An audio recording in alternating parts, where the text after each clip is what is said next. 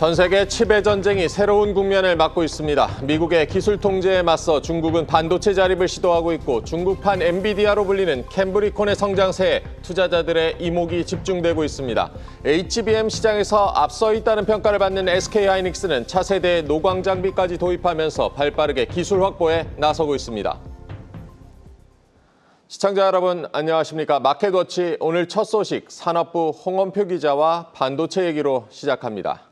홍 기자, 캠브리콘 얘기를 하기 전에 SK하이닉스가 HBM 선두 자리를 지키기 위해서 첨단 장비를 도입했다는 소식이 전해졌습니다. 그렇습니다. SK하이닉스가 네덜란드 ASML의 하이-NA 극자외선 장비를 메모리 업체로는 최초로 도입했습니다. 이 장비는 기존 장비보다는 해상도를 크게 높인 차세대 반도체 노광 장비인데요. 현존하는 장비 중에는 가장 미세한 회로 패턴 구현이 가능해서 선폭 축소와 집적도 향상에 핵심적인 역할을 합니다.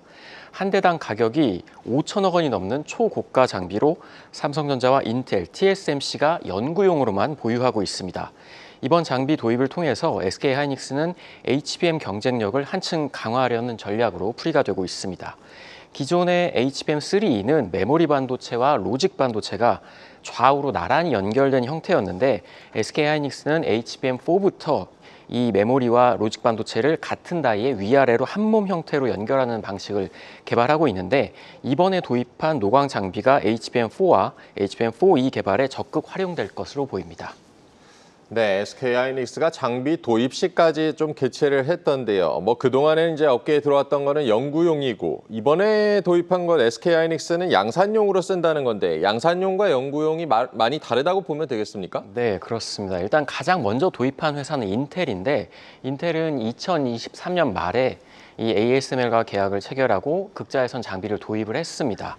미국 오리건 팹에 설치해서 파운드리 2나노와 1.8나노 연구에 활용을 하고 있는데 삼성전자도 마찬가지로 개발용으로 들여와서 2나노 이하의 공정을 연구하고 있습니다. TSMC도 마찬가지고요. 그런데 이번에 SK하이닉스의 양산용 도입이 가능했던 건 SK하이닉스가 메모리 반도체에 집중하고 있기 때문입니다. 이 극자외선 장비는 HBM 같은 초미세 패턴에서 활용도가 굉장히 높습니다. 이 메모리 패턴 같은 경우는 반복 구조가 많고 좀 설계가 단순해서 새로운 장비를 직접 양산에 적용하는 게 상대적으로는 좀 수월합니다. 그런데 인텔과 삼성전자는 CPU나 모바일 AP 같은 좀 설계가 복잡하고 회로 패턴도 좀 다양한 이런 로직 반도체에 활용을 하기 때문에 현재까지는 양산보다는 연구용에 먼저 사용하고 있는 겁니다.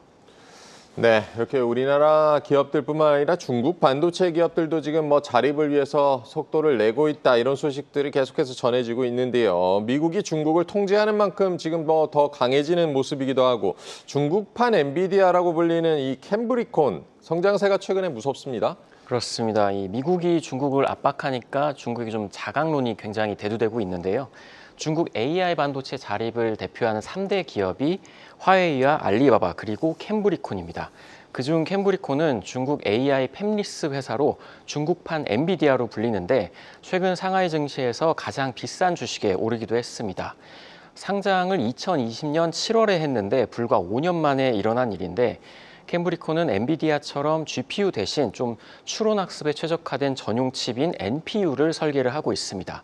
단순하게 설계 방식으로만 보면 엔비디아보다는 우리나라의 퓨리오사 A와의 좀 유사한 방식인데 그리고 이제 스마트폰이나 카메라 또 사물 인터넷용 이 AI 칩도 함께 개발을 하고 있습니다. 특히 중국 정부의 AI 반도체 자립 전략의 핵심 기업 중에 하나로 알리바바나 화웨이보다는 설계에서 조금 더 앞선다는 평가가 나오고 있습니다.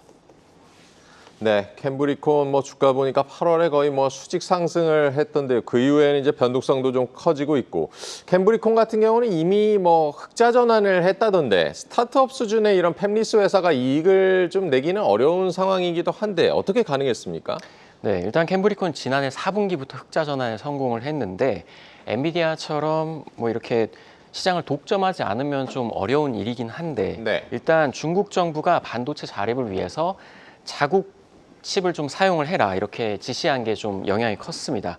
특히 주요 고객사인 틱톡의 모회사 바이트댄스와 포털사인 바이두의 칩 판매가 급증하면서 지난해 4분기에 사상 첫 흑자를 기록을 했고 지난 5년간 누적 적자가 우리 돈으로 1조 원이 넘었는데 올해 상반기에는 2천억 원 흑자로 전환을 했습니다. 그리고 올해 상반기 매출은 우리 돈으로 5,600억 원, 지난해 대비 44배나 폭증을 했고 연매출은 1조 4천억 원에 이를 것이라는 전망도 나오고 있습니다. 중국은 지난주에 AI 발전 로드맵을 공개를 하고 2035년까지 스마트 사회로 발전하겠다는 구상도 내놨는데 이와 함께 자국 AI 기업들을 적극 지원해서 엔비디아를 대체할 자국의 칩을 만들겠다는 의지도 밝혔습니다. 캠브리콘이 지난해 출시한 AI 칩이 시위한 590인데 이것의 성능이 엔비디아 A100의 한 90% 수준으로 평가를 받고 있었는데 올해 말에 양산 예정인 업그레이드 버전 시위한 690은 엔비디아 H20보다 성능이 낮다 이렇게 중국 언론들은 보도를 하고 있습니다. 캠브리콘의 칩은 글로벌 파운드리 3위 업체인 중국의 SMIC에서 생산을 맡기 때문에 향후 중국 반도체 생태계가 더 강화될 것으로 보입니다. 네, 캠브리콘의 이 가파른 성장세 중국 정부 특유의 산업 육성 몰아주기도 있었다고 봐야겠습니다. 산업부 홍원표 기자였습니다.